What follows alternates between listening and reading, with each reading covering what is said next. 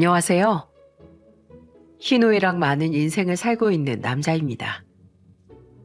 모든 인생은 기쁨과 노여움, 슬픔과 즐거움이 있다고 하잖아요.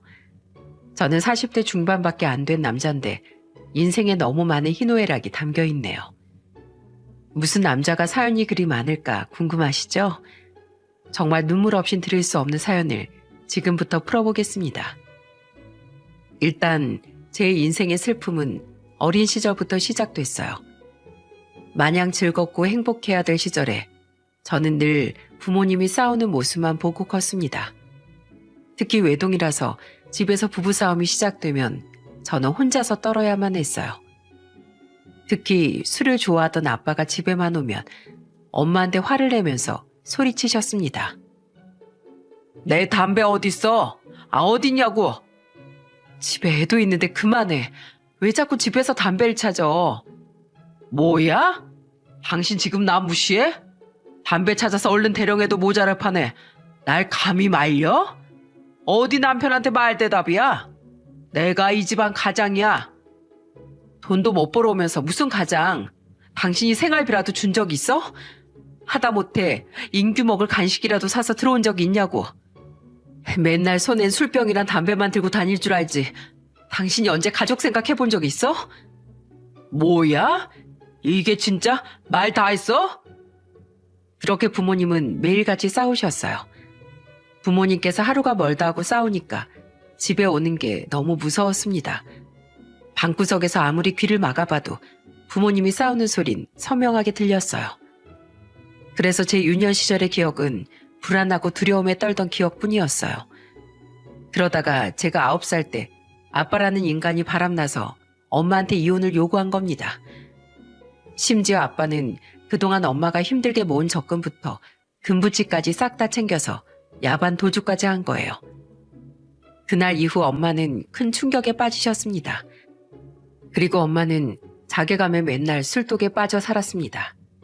술을 전혀 못하던 엄마가 술에 손을 대기 시작한 건 그때부터였어요.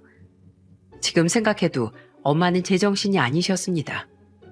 한 번은 엄마가 저를 보고 술에 취한 목소리로 이런 말씀도 하셨어요.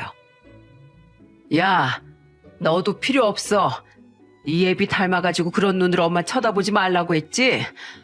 너도 결국 엄마 뒤통수 칠 거잖아. 다 필요 없어. 썩 꺼져. 나가. 엄마, 무서워요. 왜 그래요? 나가라고. 필요 없다고. 나가. 당장 꺼지라고. 술에 취한 엄마는 저를 집에서 내쫓기도 했습니다. 어떨 땐 한겨울에도 문 앞에서 쭈그려서 벌벌 떨었던 적도 있었어요. 늘 취해 있던 엄만 심지어 밥도 제대로 챙겨주지 않았습니다. 그때 너무 배가 고팠던 전 혼자서 라면을 끓여 먹으려다가 뜨거운 냄비를 엎었던 적이 있었어요. 순간 너무 놀라 저는 놀란 목소리로 엄마를 보며 소리쳤습니다. 아, 뜨거! 엄마, 저 좀 도와주세요. 너무 뜨거워요. 나보고 어쩌라고 날 불러. 네 인생 네가 알아서 살아. 그리고 엄마 찾지 말고 아빠 찾아. 아주 지긋지긋해. 전 엄마한테 도움을 요청했지만 이미 엄마는 만취한 상태였어요. 뜨거운 손을 찬물에 식히면서 눈물을 흘렸죠. 정말 아빠라는 인간은 도망가고 엄마는 절 챙겨주지 않아서 부모님이 원망스러웠습니다. 그때 유일한 말벗이 되어준 친구는 우리 집에서 걸어서 2분 거리에 사는 친구였어요. 항상 저와 학교를 같이 다니던 친구라서 아주머니와도 잘 아는 사이였습니다. 그러다 한 번은 이틀이나 굶어서 금방이라도 쓰러질 것 같았죠. 그래서 힘겨운 발걸음으로 겨우 주성이네를 찾아가서 문을 두드렸습니다. 그러자 주성이네 어머니가 절 보자마자 반가운 목소리로 말씀하셨어요. 인규 왔어? 우리 주성이 만나러 온 거야? 아줌마, 아니 왜 울어? 무슨 일이야? 뭐야, 너 손은 또 왜 이러니? 화상 입었어? 저를 따뜻하게 맞이해 주시는 주성이 어머니를 보면서 펑펑 울었습니다. 그때 주성이네 어머니는 제 손을 보시고 약을 발라주셨어요. 그리고 밥을 차려주면서 저한테 따뜻한 목소리로 말씀하셨습니다. 인규야, 어서 먹어. 왼손에 화상은 약 발랐으니까 괜찮을 거야. 손 괜찮아질 때까지 아주만의 집으로 들려. 감사합니다. 저 이렇게 따뜻한 밥 먹어본 지가 언젠지 모르겠어요. 뭐? 네 엄마 아직도 정신 못 차렸어? 저 너무 무서워요. 엄마가 무서워서 집에 못 가겠어요. 아이고, 울지 마, 인규야. 밥 먹고 아줌마랑 같이 가자. 그러니까 어서 밥부터 먹어. 저는 허겁지겁 밥을 먹기 시작했어요. 평소에 엄마랑 주성이네 어머니는 동네에서 가깝게 지내던 사이였습니다. 그때 저와 같이 집으로 간 주성이네 어머니는 집 안에 멍하게 있는 저희 엄마를 보자마자 소리치며 말씀하셨어요. 인규 엄마, 이 술병 다 뭐야? 이걸 지금 다 마신 거야? 도대체 어쩌려고 그래? 이렇게 술만 마셔서 자식을 어떻게 건사하려고 그래? 인규 생각은 안 해? 언니가 무슨 상관이야. 나 그냥 놔둬. 내 인생 어차피 망했어. 이렇게 살다가 그냥 가버릴 거야. 어차피 흙이 될 몸인데 막 살 거라고. 그 순간 주성이 어머니 행동에 정말 깜짝 놀랐습니다.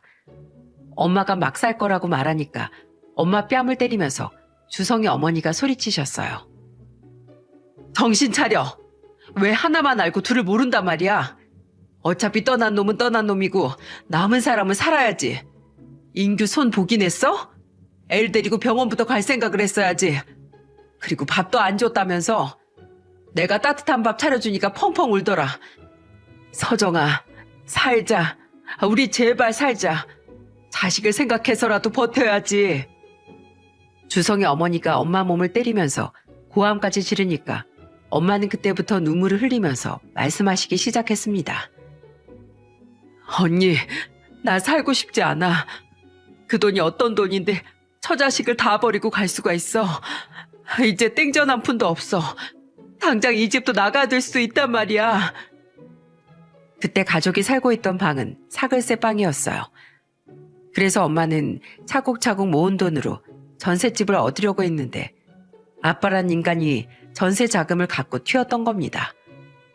아빠가 들고 도망간 건 단순히 돈뿐만 아니라 엄마의 마지막 희망까지도 뺏어갔던 거예요. 그러자 주성이네 어머니는 엄마를 안아주면서 다독이며 말씀하셨습니다. 내가 네 마음 다 알아.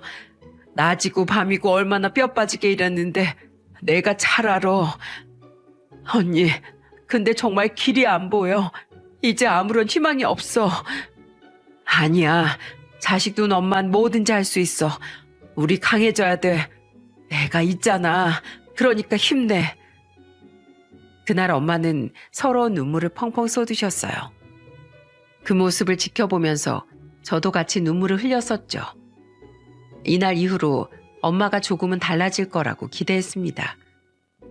그런데 어느 날 학교에서 수업을 듣고 있는데 날벼락 같은 소식이 들린 겁니다.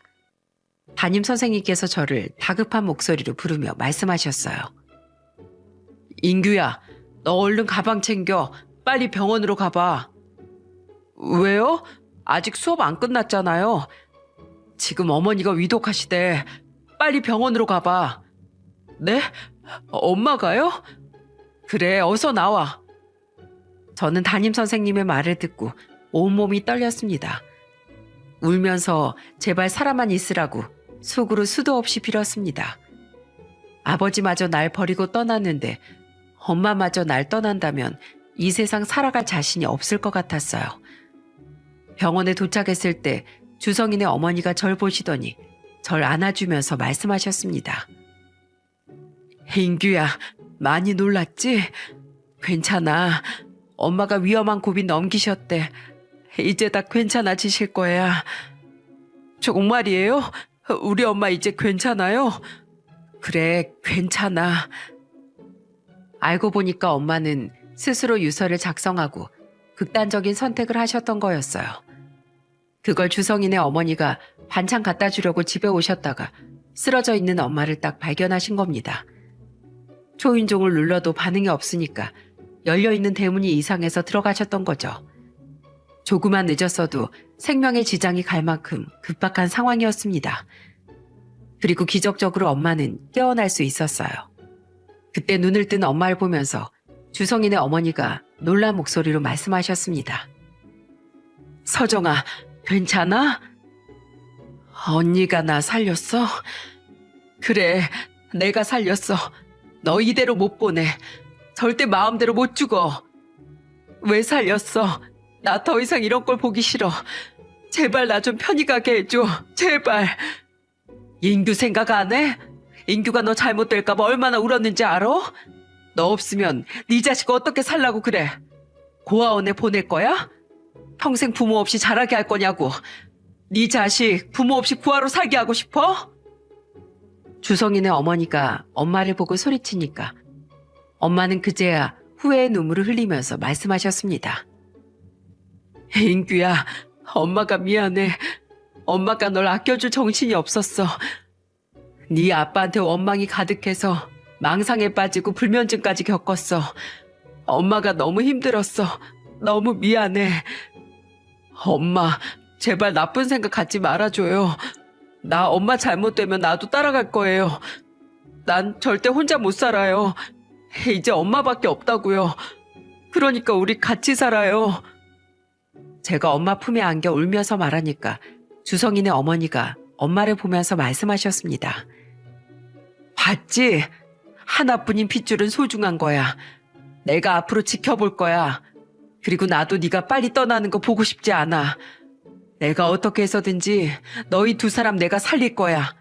그러니까 제발 우리 살아보자. 알았지? 이 언니 말 좀 들어. 제발 부탁이야. 정말 간절한 목소리로 말하는 주성인의 어머니 말씀에 엄마는 고개를 끄덕이셨습니다. 그 이후부터 우리 모자에 많은 변화가 생겼어요. 주성인의 어머니가 직접 엄마를 데리고 정신과 치료를 받으러 다녀준 겁니다. 게다가 2층짜리 양옥집에 살고 있던 주성인의 어머니는 집까지 내어주셨어요. 그때 주성인의 어머니가 저희 엄마한테 기쁜 목소리로 이런 말씀을 하셨습니다.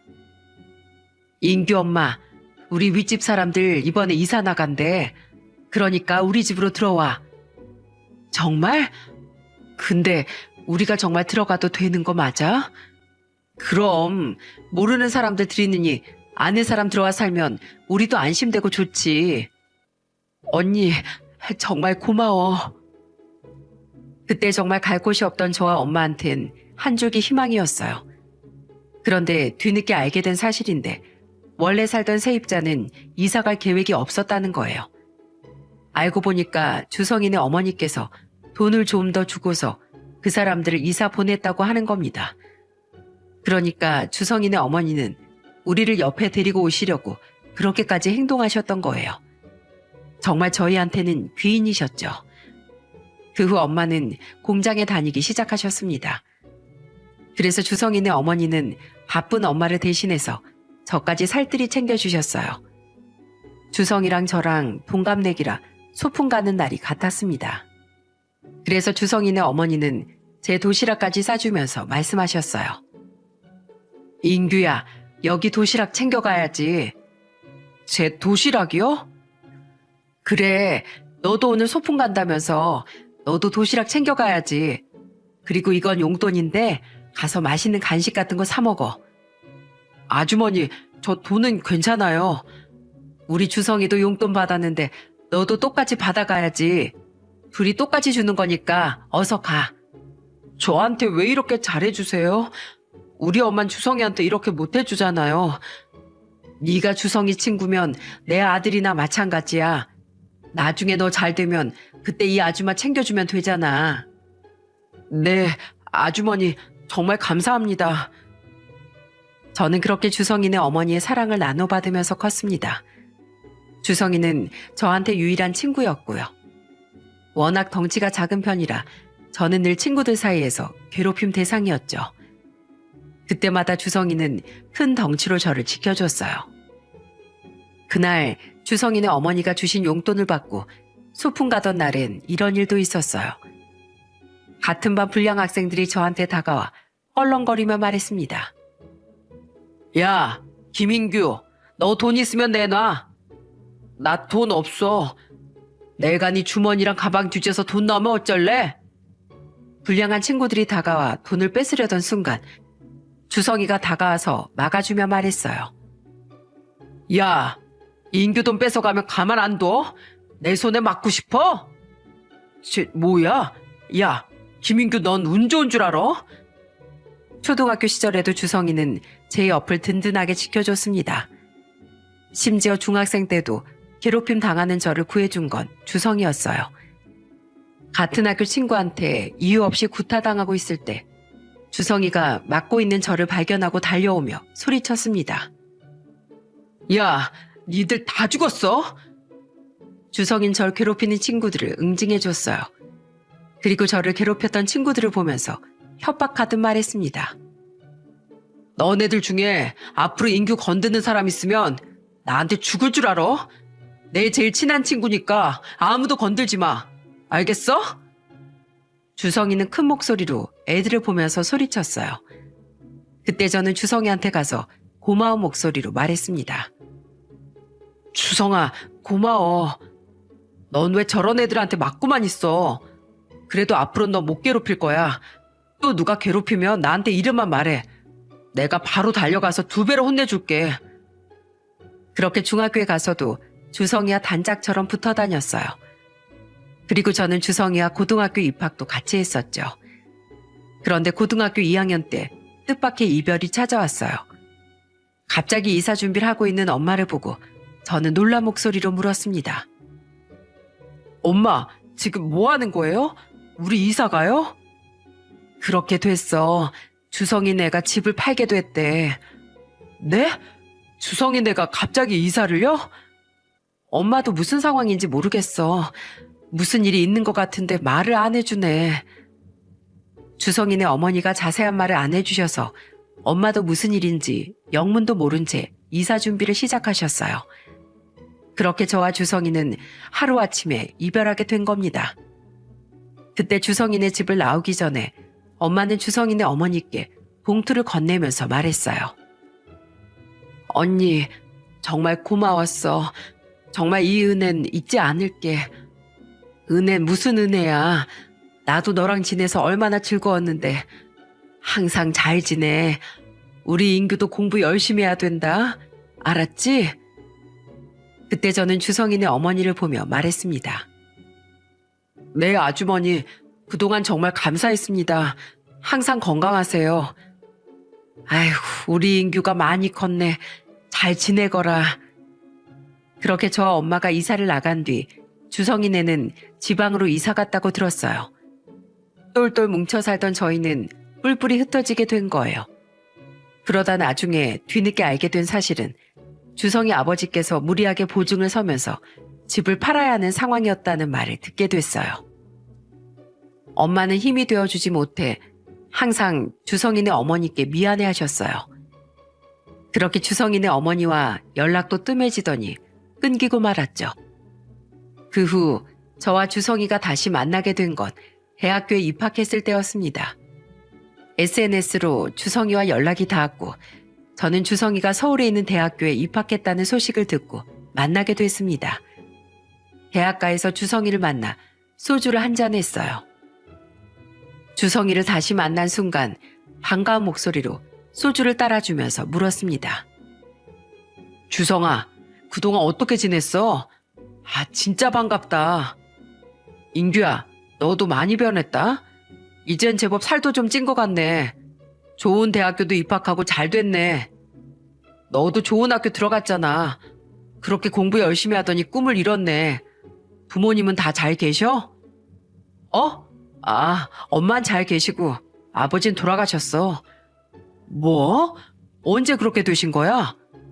보증 실패하고 매일같이 술 담배만 찾으시더니 결국 간암으로 돌아가셨어. 그럼 연락하지 그랬어. 왜 나한테 연락을 안 했어? 번호도 다 알면서. 뭐 좋은 일이라고 불러. 그냥 가까운 친척들만 연락드려서 장례 치러드렸어. 마음고생이 많았겠네. 그럼 아주머니는 어떻게 지내셔? 우리 엄마도 지금 서울에 같이 올라왔어. 그럼 네 여동생은? 여동생도 같이 다 올라왔지. 그래? 그럼 지금 어디 살아? 너한테 말하기 좀 창피한데. 야, 우리 사이에 창피할 게 뭐가 있어. 너도 나 어떻게 살았는지 다 알잖아. 우리 세 식구 지하방에 살고 있어. 그때 아빠가 보증서고 여러 가지 안 좋은 일이 많이 겹쳤었어. 그런 일이 있었어? 야, 당장 너희 집부터 가자. 내가 인사드려야지. 저는 그때 음료수를 한 박스 사들고 주성이네 집으로 찾아갔어요. 그때 주성이가 집 문을 열면서 소리쳤습니다. 엄마, 여기 누구 왔나 봐. 누가 왔는데 호들갑이야. 주성의 외침을 듣고 주성이네 어머니가 나오셨고 저는 아주머니를 보며 반갑게 인사했어요. 아주머니, 그동안 잘 계셨어요? 아니, 이게 누구야? 우리 인규 아니야.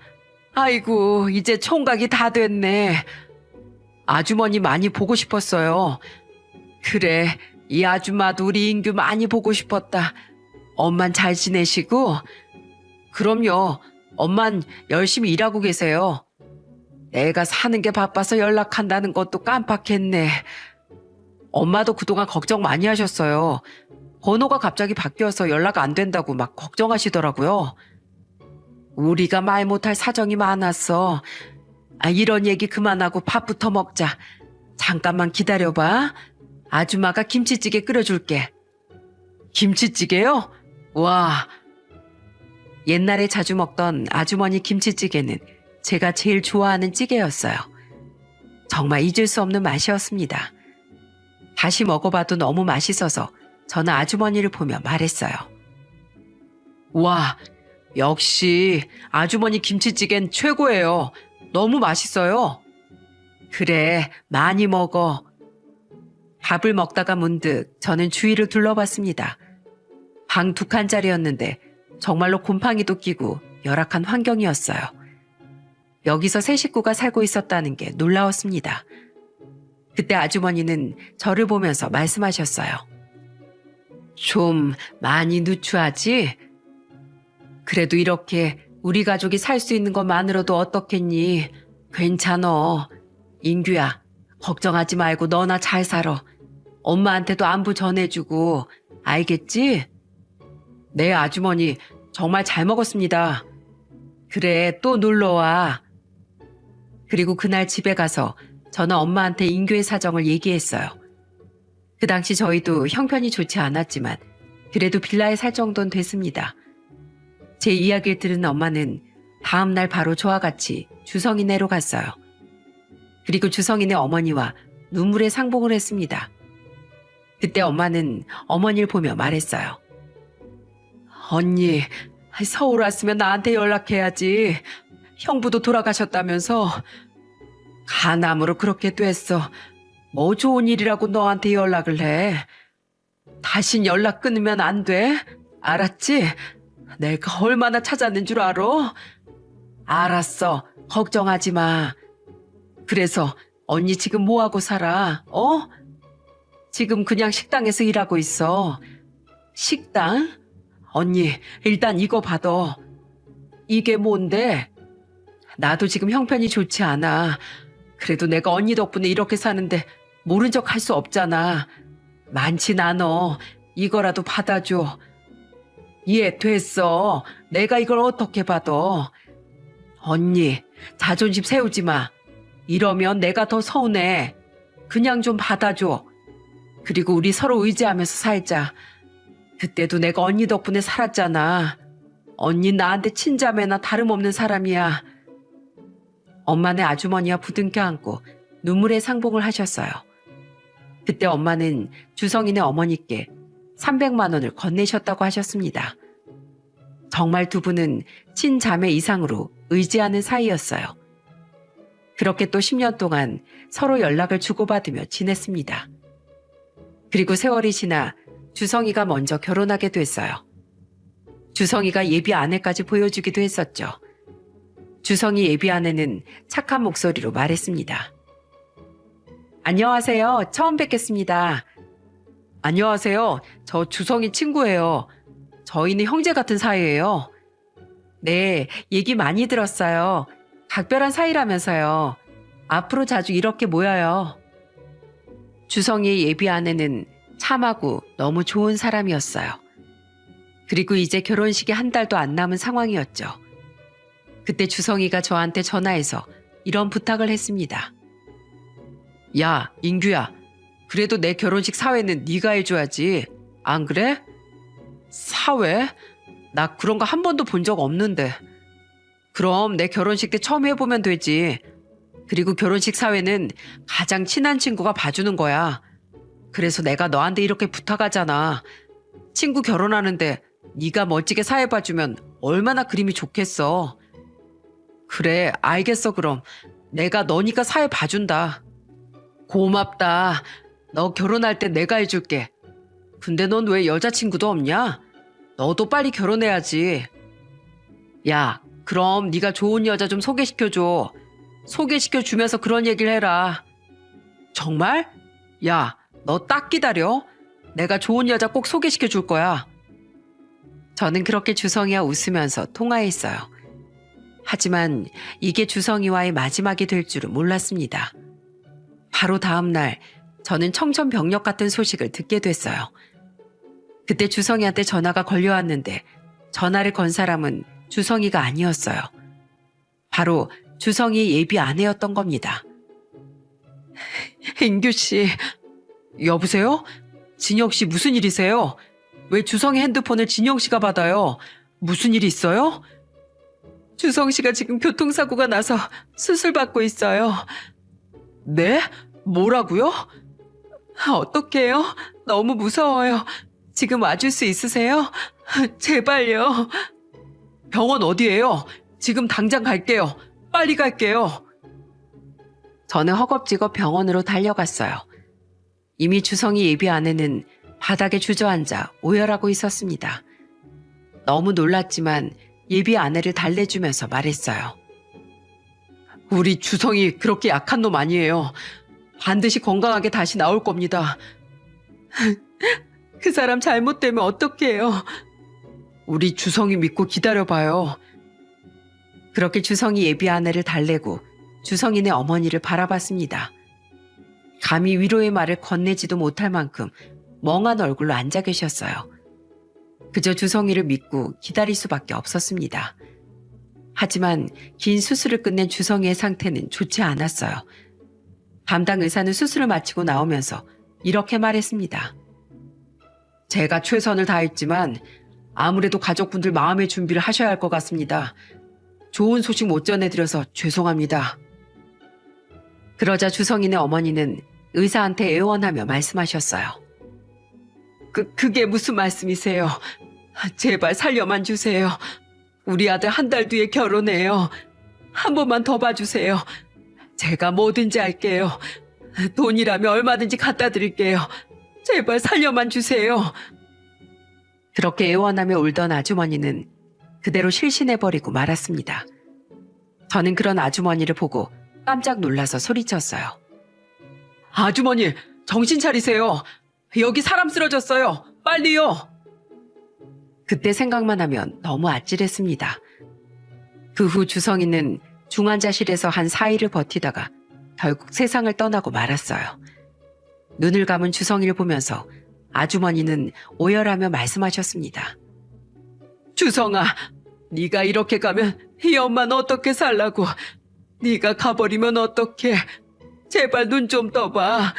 엄마가 여기 있는데 네가 어딜 가.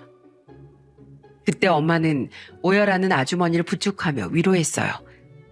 장례식 내내 아주머니는 정신을 차리지 못할 만큼 우셨습니다. 엄마는 그런 아주머니를 챙겨드리며 말씀하셨죠. 언니, 괜찮아? 뭐라도 먹어야지. 지금 이틀째 아무것도 못 먹었잖아. 내가 죽 사왔어. 죽이라도 먹어봐. 못 먹겠어. 아무것도 못 넘기겠어. 그래도 먹어야지. 언니가 힘을 내야지. 언니가 이러고 있으면 주성이가 어떻게 가. 20년 전에 엄마가 식음 전폐했을 때 상황하고 완전히 반대되는 상황이었어요. 아주머니는 엄마 옷자락을 잡으며 힘겹게 말씀하셨습니다.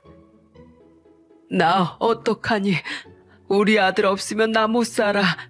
내가 어떻게 삼시세끼를 챙겨 먹고 살아? 우리 아들 얼마나 아팠을까? 얼마나 엄마가 보고 싶었을 거야. 그런데 내가 옆에 있어 주지도 못하고 이렇게 허망하게 아들을 떠나보냈어. 엄마는 아주머니를 안아주면서 위로했어요. 그 모습을 보면서 저는 오열할 수밖에 없었습니다. 그리고 주성이 예비 아내는 정말 이성을 잃은 모습으로 울고 있었어요. 그야말로 주성이의 장례식은 눈물 바다였습니다. 사랑하는 친구 주성인 그렇게 허망하게 세상을 떠나고 말았어요. 아주머니 큰 충격으로 한동안 병원 신세를 져야 될 만큼 충격이 컸습니다.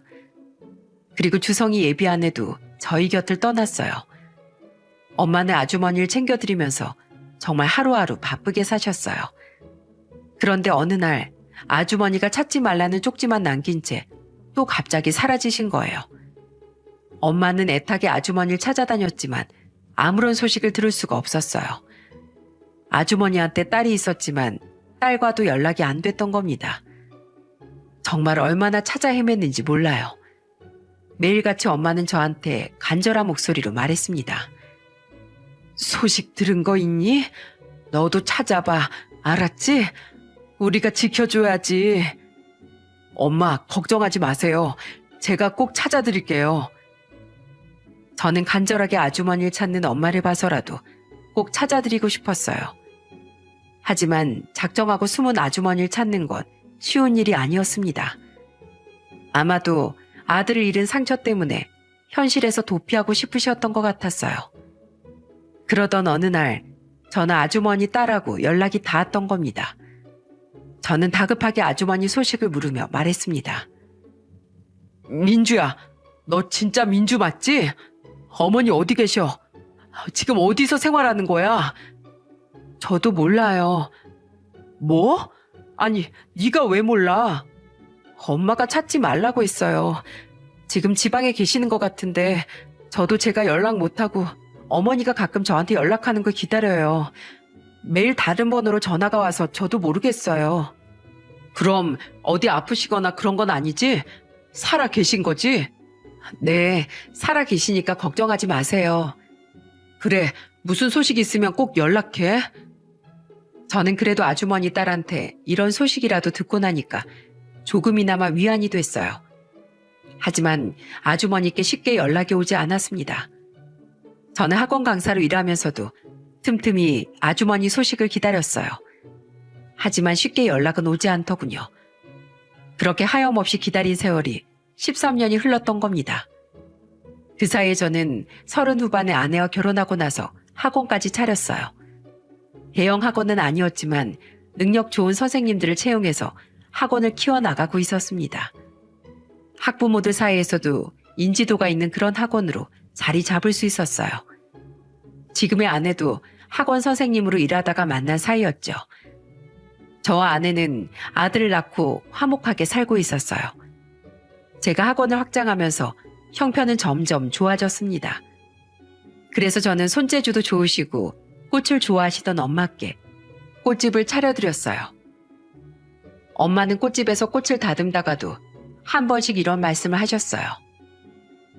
아휴, 언니 살아계시겠지. 왜 이렇게 연락이 없다니. 제가 알아보고 있으니까 너무 걱정 마세요. 이젠 같이 나이 먹는 처지에 같이 지내면 좋을 텐데.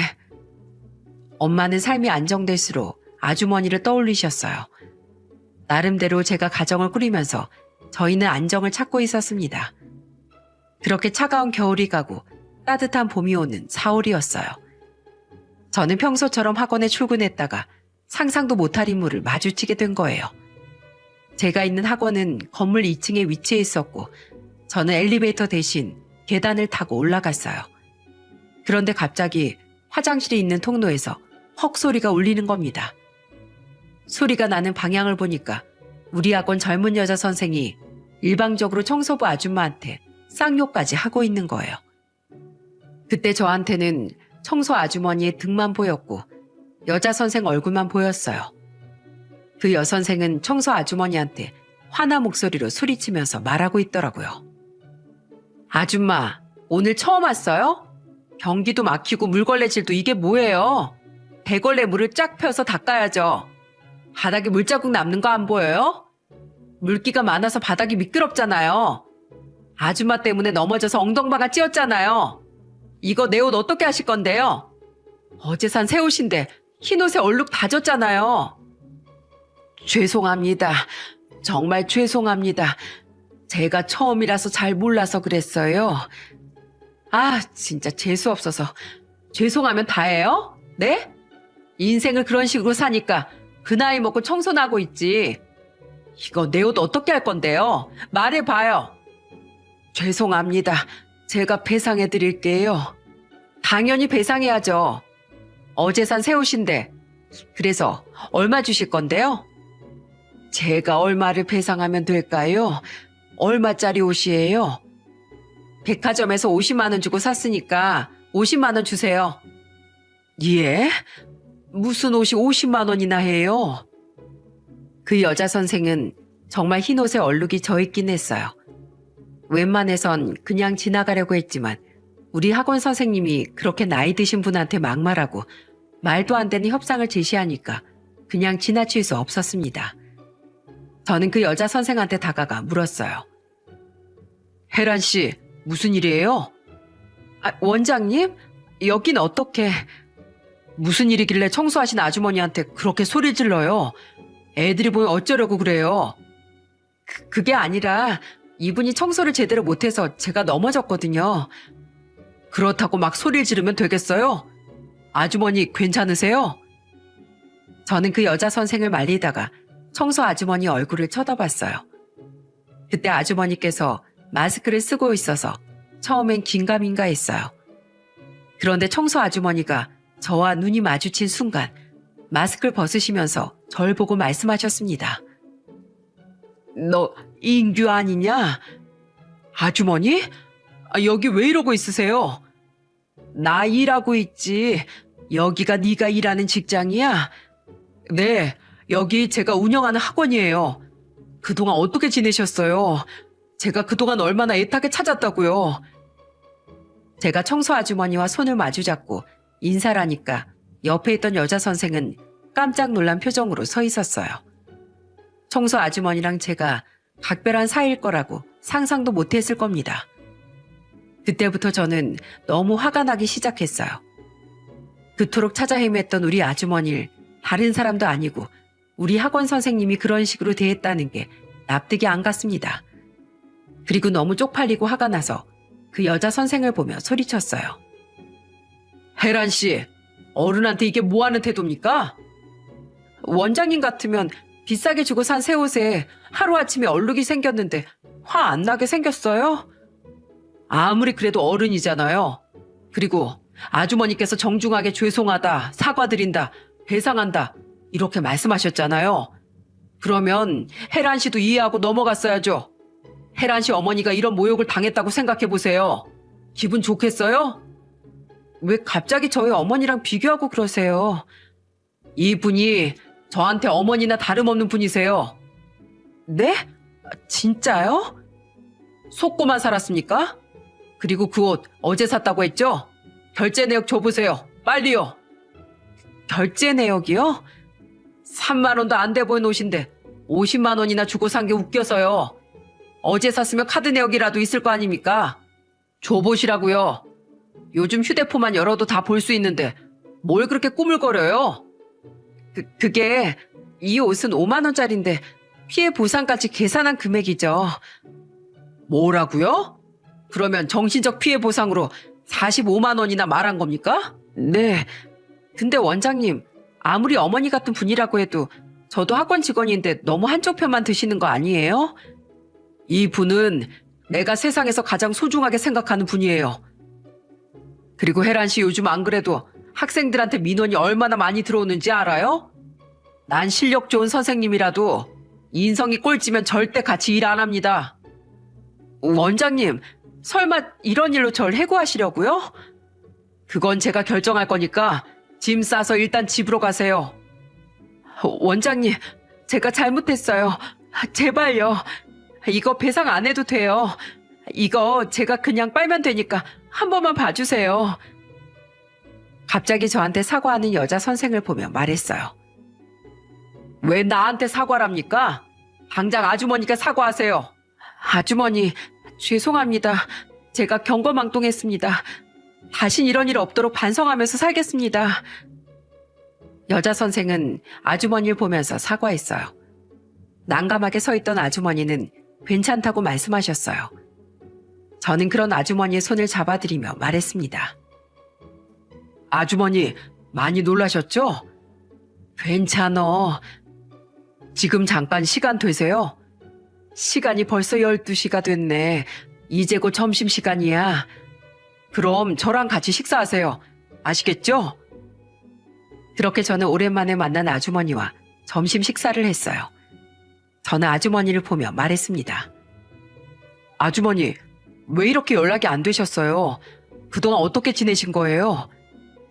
추성이 그렇게 보내고 내 정신으로 살 수가 없었어. 이제 잘 살아보려는 내 아들한테 그런 일이 생겼다는 게 난 도무지 믿을 수가 없었어. 그래도 저희랑 같이 이겨내셨어야죠. 내가 나약한 사람이었어. 그래서 한동안 지방에서 혼자 이렇게 쓸쓸히 지냈어. 그래서 연락도 다 피하셨던 거예요? 그래도 저희한테 연락을 해주셨어야죠. 아무도 연락하고 싶지 않았다. 주성인 떠나는데 널 보니까 자꾸 주성이가 떠올랐어. 옛날 기억이 떠올라서 나도 너무 힘들었어. 너무 슬퍼서 세상을 살 수가 없었어. 알고 보니까 아주머니는 그동안 세상을 도피하고 싶으셨던 겁니다. 심지어 너무 슬퍼서 세상을 등져버릴 생각까지 하셨던 거예요. 그래도 주성이를 생각하고 버티고 버티다가 1년 전에 서울로 올라오셨다고 했어요. 그리고 처음으로 청소일을 시작하셨는데 배정받은 건물이 딱 제가 운영하는 학원이 있는 건물이었던 겁니다. 세상에 이런 우연이 또 있을까요? 아주머니는 저를 보며 기쁜 목소리로 물으셨어요. 그래도 우리 인균 이렇게 성공했구나. 지금 학원장이라고? 아직은 많이 부족해요. 지금 자리 잡아가고 있는 중이에요. 축하한다. 엄마가 좋아하시겠네. 엄만 잘 계시지? 그럼요. 잘 계십니다. 지금 꽃집 운영하고 계세요. 네 엄마 그렇게 어렸을 때 꽃을 좋아하더니만 결국 꽃집하고 사는구나. 잘 됐네. 오늘 퇴근하시고 저랑 같이 저희 집으로 가요. 엄마가 많이 찾으셨어요. 그렇게 저는 아주머니를 그리워하는 엄마를 위해 아주머니를 모시고 꽃가게로 갔어요. 엄마는 저와 같이 들어오는 아주머니를 보자마자 놀란 토끼 눈을 한 채 말씀하셨습니다. 세상에, 이게 누구야? 언니, 그동안 소식도 없고 어떻게 지낸 거야? 잘 지냈어? 그냥 죽지 못해 살았어. 아들 보내고 많이 힘들었어. 그럼 나한테 왔어야지. 나한테 힘들다고 말했으면 내가 언니 손을 잡아줬을 거 아니야. 그땐 너무 힘들어서 그냥 사라지고만 싶었어. 내가 누굴 신경 쓸 힘조차 없었다. 언니, 우리 같이 살자. 이제 나랑 같이 살아. 옛날에 언니도 나 2층에 걷어줬던 거잖아. 나 그보다 갚을 수 있게 해줘. 엄마는 아주머니를 안고 뜨거운 눈물을 흘리셨어요. 그동안 못다한 이야기를 나누면서 두 분은 시간 가는 줄 몰랐습니다. 알고 보니까 이미 딸은 시집가고 아주머니 혼자 원룸에서 지내고 있다고 하시는 겁니다. 아주머니는 울면서 말씀하셨어요. 딸이라고 하나 있는 게 연락도 안 되고 날 거들떠보지도 않고 내가 얼마나 외로웠는지 몰라. 언니, 우리 집으로 들어와. 나 이제 아들 장가 보내고 방도 남어. 나랑 같이 꽃꽂이 하면서 인생 얘기도 하면서 지내자. 언제까지 이렇게 세상 도피하면서 살 거야? 내가 이제 언니를 지켜줄 거야. 내가 정말 그래도 되겠어? 그럼 언니랑 나 사이에 안 될 일이 뭐가 있어? 아주머니는 딸이랑도 연락이 거의 끊긴 거나 다름없었어요. 그래서 아주머니는 이제 살기 위해서 청소일을 시작하신 겁니다. 그 덕분에 우리가 이렇게 운명적으로 만날 수 있었어요. 그 후 아주머니께 무례하게 굴었던 여자 선생은 학부모 민원이 빗발쳐서 해고할 수밖에 없었습니다. 학생들이 문제 하나만 틀려도 막말을 쏘아붙고 심지어 학부모한테 교재비까지 갈취하려고 했던 거예요. 그래서 저는 여자 선생님을 정리하게 된 겁니다. 지금 아주머니는 엄마와 같이 살면서 자매처럼 지내고 계세요. 그동안 어떻게 지내신 건지 당뇨에 높은 혈압까지 있어서 엄마가 아주머니 일을 그만두게 하셨습니다. 그리고 지금은 같이 꽃집을 운영하고 계세요. 어떨 때 보면 두 분이 꼭 자매 같아서 손님들이 자매냐고 물어보기도 하신다네요. 얼마 전에 두 분이 같이 동남아 여행도 다녀오셨답니다. 여행지에서 두 분이 선글라스를 딱 착용하시고 손가락으로 V를 하신 채 밝게 웃는 사진을 보내주셨습니다. 그걸 보니까 어찌나 기분이 좋았는지 몰라요. 그 후 저희 아내가 둘째 딸을 낳았는데 아주머니께서 딸처럼 예뻐해 주셨어요. 얼마 전엔 우리 주성이의 기일이었습니다. 아주머니와 엄마, 아내, 저희 아이들까지 데리고 납골당에 다녀왔습니다. 아주머니는 주성이 사진을 보면서 슬픈 목소리로 말씀하셨어요. 우리 아들 하늘에서 잘 있지? 엄마가 그동안 못난 모습만 보여서 미안해. 하늘에서 편히 쉬지도 못했지? 매일 이렇게 도망만 다니다 이제야 내가 마음 붙이고 살고 있어. 네가 날 인규한테 보내준 것 같아서 마음이 먹먹하구나. 다 우리 아들 덕분이야. 주성이랑 가장 친했던 인규가 아들처럼 엄마 곁을 지켜주고 있어. 그러니까 이제 엄마 걱정하지 말고 하늘에서 편히 쉬어. 엄마가 많이 사랑해. 그러니까 엄마 많이 지켜봐줘, 주성아. 엄마가 사랑한다, 우리 아들. 애절하게 말씀하시면서 아주머니는 눈물을 흘리셨습니다. 이렇게 돌고 돌아서 만날 인연은 기어코 만나게 되는 것 같아요. 친구 주성인 먼저 세상을 떠났지만 저는 이제 아주머니를 정말 한 가족인 거라고 생각해요. 저한텐 작은 어머니라고 생각하고 이렇게 평생 같이 모시고 살려고 합니다. 저는 사람은 은혜를 받았으면 은혜에 마땅히 보답해야 한다고 생각합니다. 그래서 저는 어린 시절 저와 엄마한테 따뜻한 손을 내밀어준 아주머니께 은혜를 갚으면서 살려고 해요. 제 사연을 다 알고 있는 아내는 아주머니께도 정성을 다해서 모시고 있습니다. 저는 이제야 사람답게 산다는 생각이 드네요. 제가 이렇게 사연을 보내게 된 이유는 사람은 뿌린 대로 거둔다는 걸 꼭 아셨으면 해요. 만약에 아주머니께서 힘들어하던 저희 엄마를 모른 척 했다면 지금 이런 인연이 이어질 수 있었을까요? 결국 사람 인생은 그동안 어떻게 살아왔느냐에 따라 결정된다고 생각합니다. 제가 지금 이렇게 사는 것도 열심히 살아온 덕분에 아주머니까지 모실 수 있었어요. 남은 제 인생은 은혜를 갚을 수 있어서 감사하면서 살려고 해요. 새해가 시작된 만큼 여러분들도 좋은 마음으로 보내셨으면 좋겠습니다. 제 긴 사연 들어주셔서 정말 감사합니다.